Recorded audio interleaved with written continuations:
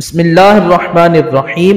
جو شخص رمضان میں ان کلمات کو کثرت سے پڑھتا ہے تو اللہ کریم اس کی تمام عبادتوں کو قبول کر لیتے ہیں اور اس کے تمام گناہوں کو معاف کر دیتے ہیں۔